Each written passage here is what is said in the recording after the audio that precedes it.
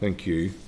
Okay, members, welcome to the 53rd meeting of the Public Accounts Committee in this mandate. Can I advise all members that the committee meeting will be recorded and broadcast throughout Parliament buildings and online. However, there could be a slight delay in moving to any private session or back into public session, so please be patient with the system. Can I also advise anyone who may be joining us in the public gallery, they're welcome to use their mobile devices as long as they're in airplane mode or muted, and that access to the Assembly Wi-Fi is permitted and a password can be found in the gallery rules. It's not permitted to take photographs or record any part of today's meetings. So we'll proceed as follows, members. We have apologies from Cathal Boylan. Yep. And other than that, with the full house, we have John Burrows, MLA, joining us remotely, the new Ulster Unionist member of the committee. You're very welcome, John. Thank you, Chair. Members, we'll move to draft minutes. Can I refer members to the pack for a copy of the draft minutes of the meeting held on the 9th of October, pages 6 to 13 of the meeting pack. I seek agreement for the draft minutes and I'll sign them. Are members content? That's great. Okay, members, as with all meetings, we require a declaration of interest where relevant, so can I remind members to ensure that at all times they have considered the full agenda for the meeting and that they declare any relevant declarations early in the meeting to ensure that it's recorded in open session. So can I ask if members have any relevant declarations to declare at this point? Yes, just APS to Communities Minister. Sure. Okay, thank you, Stephen. And just in terms of complete locality, I'll declare an interest in terms of the A5 because it is a very important issue in my own constituency, which I've campaigned on, and I'm very much in support of. Patrick? Same as that, Chair. Thank you. And also runs through my constituency as well. Thank you, Colin. And on the A5 as well, Chair. That's great. Okay. Thank you, members. We have no chairperson's business today except to put on record, which I think is entirely appropriate, our sincerest appreciation and thanks to the committee team, to Lucia, Kirsten and the team for their assistance, guidance, help, hard work in organising and bringing together, through tremendous effort, all of the work that was required in our inquiry into managing the school's estate. There has been a huge and significant interest in the story today. I think it resonates with all of our constituents in our respective constituencies in rural and urban areas, and I think people are mindful of the considerable issues that exist. So I do think that was a very worthwhile, a very good inquiry. I think it speaks to our young people and also to the staff and the parents that are affected in areas. And also I want to thank the Northern Ireland Audit Office for the work that they have done, which helped guide us with the inquiry, and to all of our witnesses and officials who came before us during that process. I think we have a very worthwhile report with 11 very strong recommendations, which I do think will have an impact, and that is testament to the work of this committee. Colin? Yeah, just to say, I kind of noted that there was, understandably enough, a reference to the fact that money is a huge issue here. However, I do think it's worth saying that what we found actually within it was there are lots of issues that money isn't. The systems, the data, the assessments are all crucial as well. And I just would hope that the department and EA will act in that spirit in the sense of capitalising on the potential that's contained within the recommendations. Absolutely, Colin, that did come up in the interviews that I participated in on behalf of the committee today. Many journalists were very quick to say this is surely just about money, but as this committee knows, and not unique to the Department of Education, there is an issue with the collection of data, how that is used, how resources are targeted as a result of that, the lack of systems that are in place, and ultimately ensuring that resources go where they're needed most. But it's difficult to do that if the information isn't there. And I think it was important this morning that I pointed that out, and that has been a very clear component of the committee's inquiry. And also that this has come up in many other inquiries as well. So I think that's a point well made. It isn't simply about money. Money is certainly a major issue, but ensuring money goes where it needs to go is also vital. Any other members want to comment on it? David?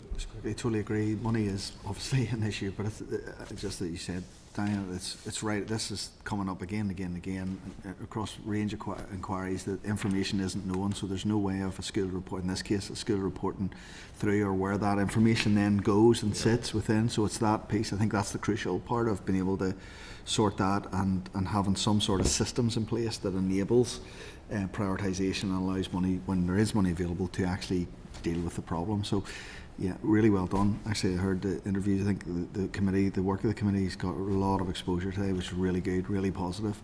But it is a common themes coming right across all the whatever 11 is it we're on now have done. So, and it's you know, it's been a really good committee, and we continue to do that work. You know, And in the interviews today, I also pointed to the fact that this committee does work. Contrary to the criticisms of the departments, we don't work in a silo way. We actually work extremely well together, and I think that is why we've managed to get into the detail and come through with some very strong recommendations, which will hopefully change the course of the issue that we've been investigating. Okay, members. Agenda item 5, matters arising. Last week you've received a briefing from the C&AG on the Northern Ireland Audit Office report on restricted procedures. At pages 17 to 18 of the pack is a clerk's brief outlining the key issues, and also at pages 19 to 20 of the pack is a draft letter for the Department of Health regarding the Northern Ireland Audit Office report on restricted procedures in Northern Ireland. Members, any views at this point? Diane, you're happy? Yeah, sorry, just it's a good letter, Chair. I'm supportive of it. So members content with the letter as drafted? Yep. We'll issue that in due course. Thank you. Agenda item 6, members, correspondence. Pages 23 to 24 of the pack is a letter from Councillor Rory McHugh, the Mayor of Derry City and Strabane District Council, regarding contaminated land. Members, the committee continues to have primacy over the Northern Ireland Audit Office reports on waste crime and waste management.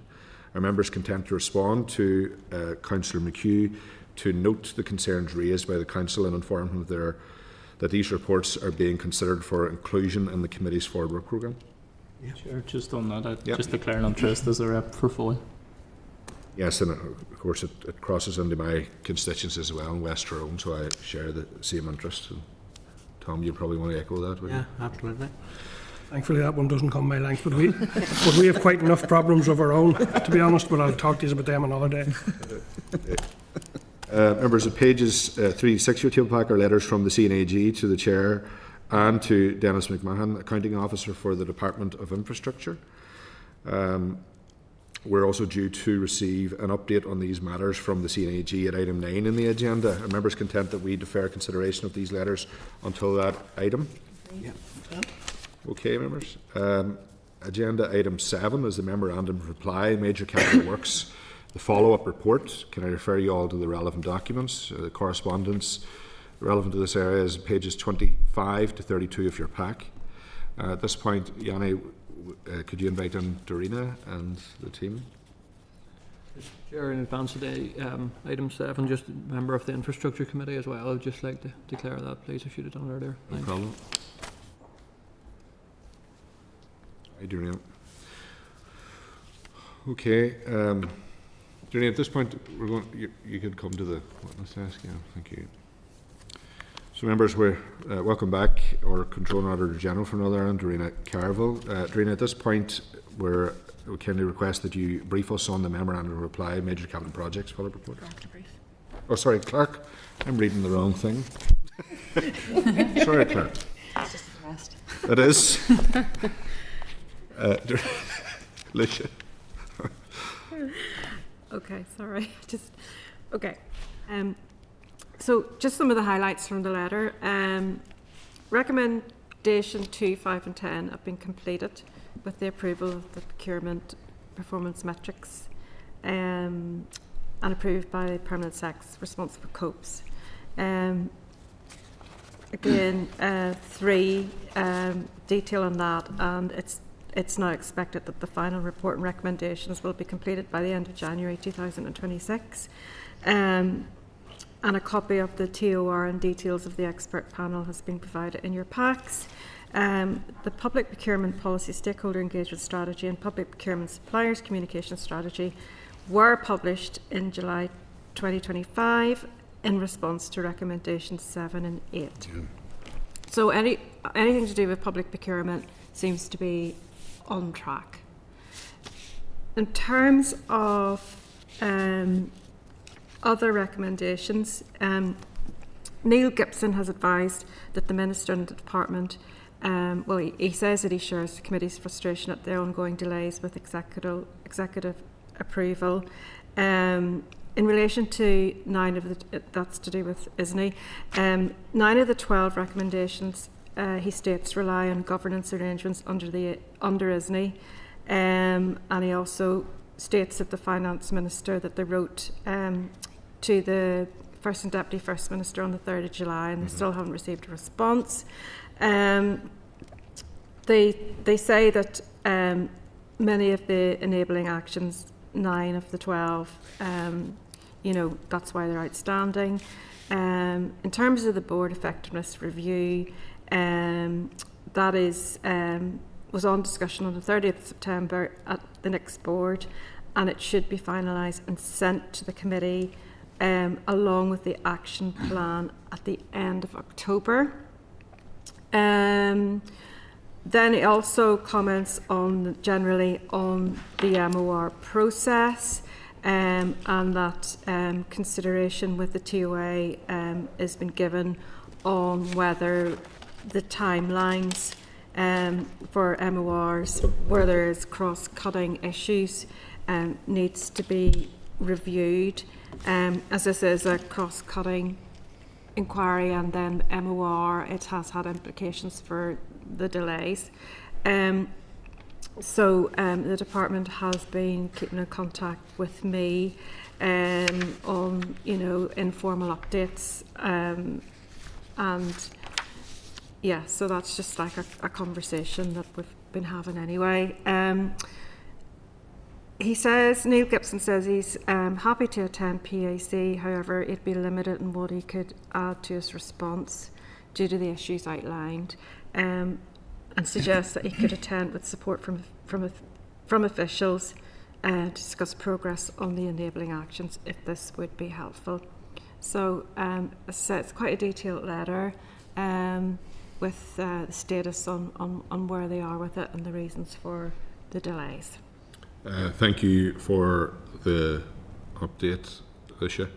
I think members will be a wee bit frustrated about the timeline of all of this, and had we have had that explanation at an earlier date, maybe the frustrations would have been so obvious from this committee. It is slightly more positive that we're due to receive a copy of the Board Effectiveness Review Action Plan at the end of this month, so I'm hopeful that that timeline remains in place. And Clerk, Mr Gibson has provided a fairly detailed letter there with explanations. At this point, I'll ask if members have any views. Thank you, Chair. I agree with you. It's disappointing, and just to say that as the accounting officer responsible for this response, to say that we can't do anything on 9 of the 12 because ISNI's not brought forward, I don't really think is completely fair comment, because he could be giving us an update on each of those recommendations as to what he's doing as accounting officer. Because just to reiterate on this was a major capital projects report. The Audit Office did a follow-up report in 2024 that was showing these major capital projects with £2.4 billion overspend.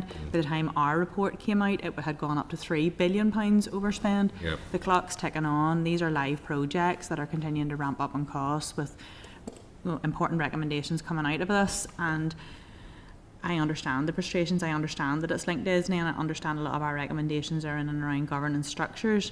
But I think that this was a really big report that we put out. It's really significant recommendations, and I think that it's important that in any way that we can, that we try to show that there's a movement on this, because we're going to go up another £500 million before we actually have a response to our recommendations here. Yeah, those points are well made, and I would share the concerns in relation to the outstanding recommendations and sufficient update in relation to them. Are you proposing have you a proposal, Diana? Do you want to go back and say? Well, Chair, he has said he would be happy to come along, but he would be limited in what he could say. So it would be good to maybe understand, rather than saying he can't do anything on 9 out of 12 of these until there is ISNI, to explain on these 9 what actually is being progressed, and to give some sort of reassurance to the Public Accounts Committee that there is a movement on them, and that we can have some sort of confidence that improvements are being brought into place, that this overspend is not continuing to escalate at this rate. So you're proposing that he comes along at the next available opportunity? If that's possible, he has offered. Okay, David? You know, some of the answers I'm a little bit concerned about whenever you read, because one of the things that came out, there was 9 copes, and we kind of quizzed through, was there a need for 9, and one of the recommendations was that there was a review of the 9, and now what the department are doing is asking the 9 what they want. It's like turkeys voting for Christmas. So they're going to the 9 of them to say what they going forward. I'm a little concerned with the way that's done, because we didn't ask for the copes to review themselves.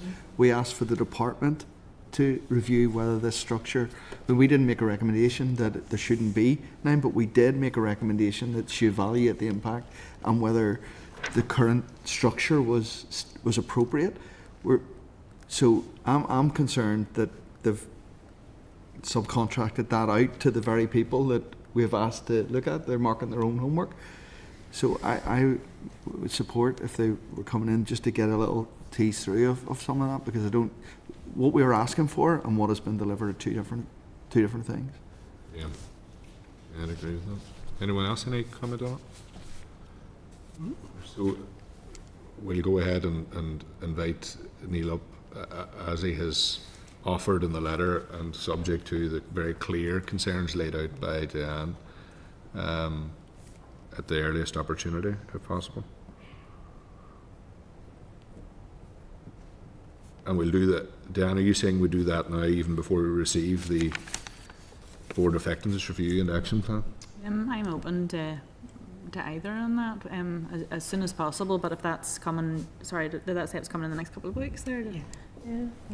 It would be, I'd be happy to wait till after that if it's coming in the next couple of weeks, like this side of Christmas. yeah, so, yeah, because we only have one more meeting before recess. Yeah. So then we are into November, so that time-wise, that could work out quite well. Yeah. Yeah, and also just subject to that proposal, I know that Mr. Gibson makes reference to discussions with the Treasury Officer of Accounts surrounding the MOR process, so I think it's also appropriate that we write to advise that members will welcome engagement with the Treasury Officer of Accounts to receive an update on any proposed changes as these discussions continue, and also to see what is being proposed and progressed. Sorry, so I think that's important as well. Members agreed with that? Agree. Agreed, yeah. Okay. Okay, members, we'll write and seek that further information and request that meeting as proposed by the Vice Chair. Okay? Okay, members, we'll now move into closed session. Just allow a moment for the system to switch over.